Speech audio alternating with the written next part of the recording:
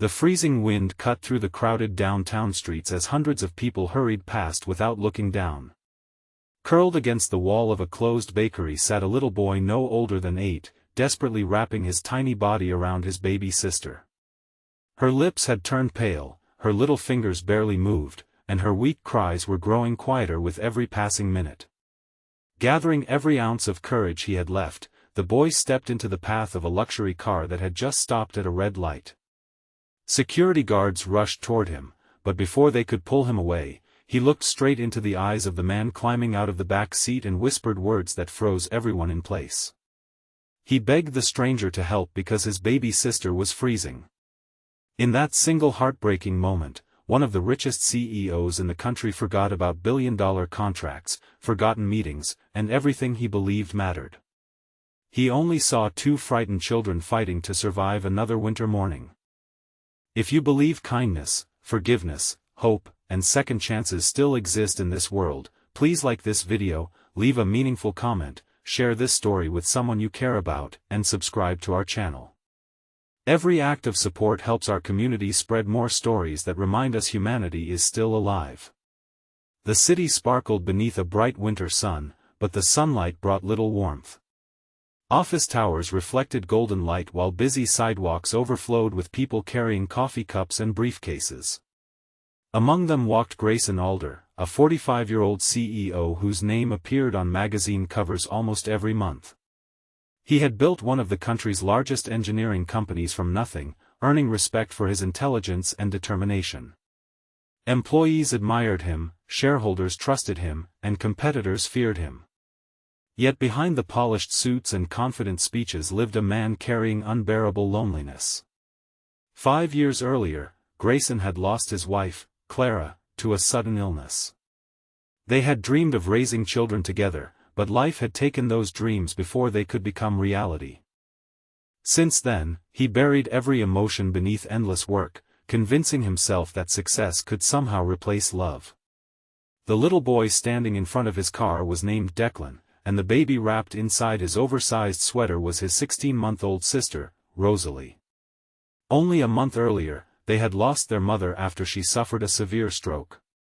Their father had disappeared years before, leaving no address and no promise to return. The children briefly entered emergency care, but frightened and confused, Declan ran away with Rosalie because he believed they would be separated forever. His mother had always told him to protect his little sister no matter what happened, and although he barely understood the world, he believed keeping that promise mattered more than anything. Grayson immediately removed his thick cashmere coat and wrapped it around both children before lifting Rosalie into his arms. She felt dangerously cold.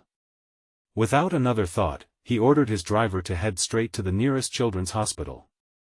The important business meeting scheduled that morning disappeared from his mind. Nothing felt more urgent than saving the tiny child breathing against his shoulder. Doctors worked quickly and confirmed Rosalie was suffering from hypothermia and dehydration.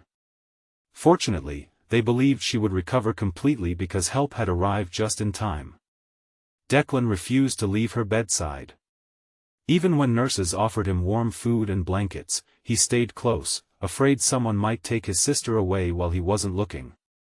Watching the exhausted boy gently stroke Rosalie's tiny hand broke something inside Grayson that years of grief had hardened.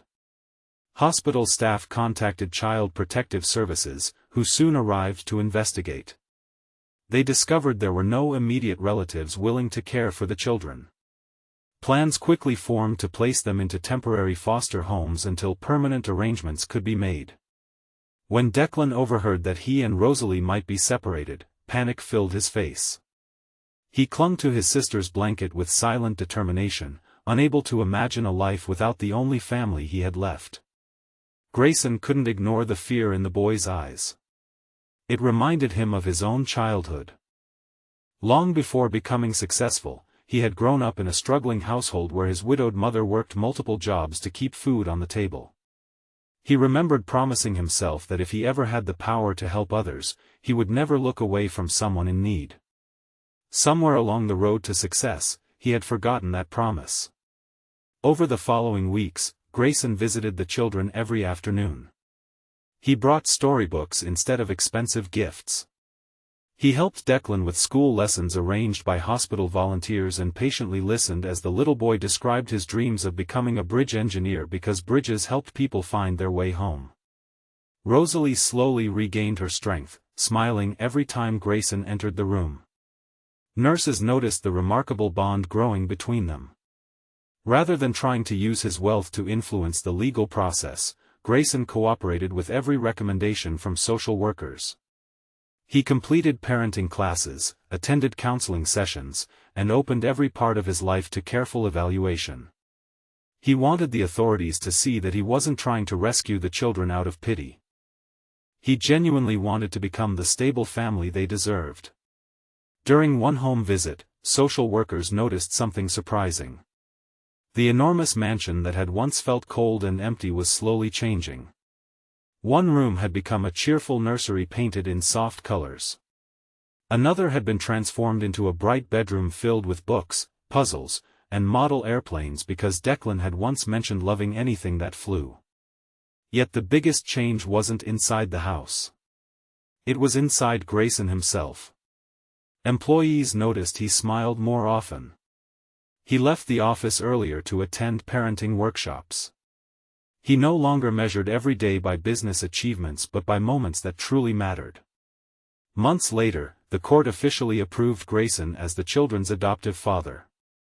Declan cried as the judge announced the decision, not because he was afraid, but because for the first time since losing his mother, he no longer feared losing his sister too. Rosalie reached toward Grayson with tiny outstretched arms, laughing as though she somehow understood their lives had changed forever. Life didn't become perfect overnight. Declan sometimes woke from nightmares, terrified that everything had only been a dream. Rosalie occasionally cried whenever Grayson left the room, frightened of being abandoned again. Grayson also faced difficult days, learning that becoming a parent required patience, sacrifice, and humility far beyond anything business had ever demanded. Yet every challenge strengthened the family they were becoming. Inspired by the children, Grayson established a foundation called the Morning Promise, dedicated to keeping siblings together during family crises whenever safely possible. Instead of simply donating money, the organization provided emergency housing, legal assistance, counseling, and foster support focused on preserving family bonds.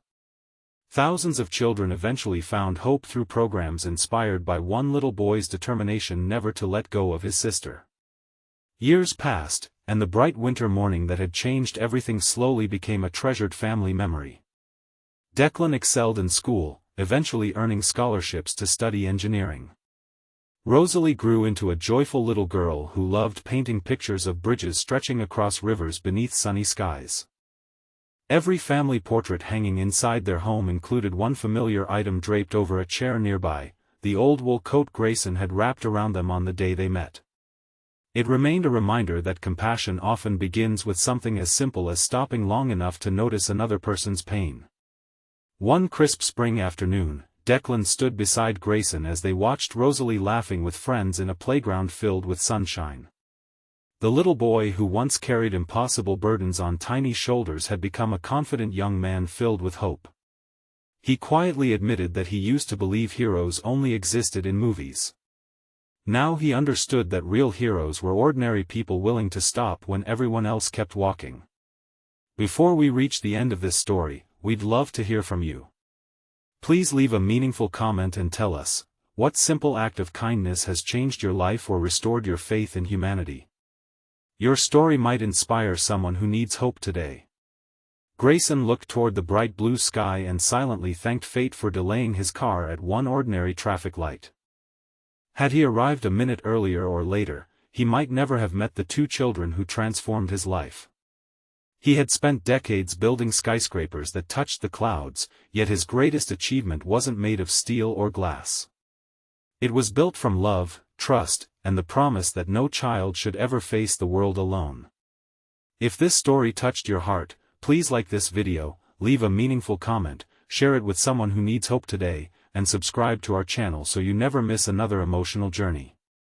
Together, our community can remind the world that even the smallest act of kindness has the power to create an entirely new future. Sometimes the greatest miracles don't begin with extraordinary wealth or remarkable power. Sometimes they begin with a frightened little boy, a freezing baby wrapped in his arms, and one compassionate stranger who chooses to stop, listen, and become the family they had been praying for all along.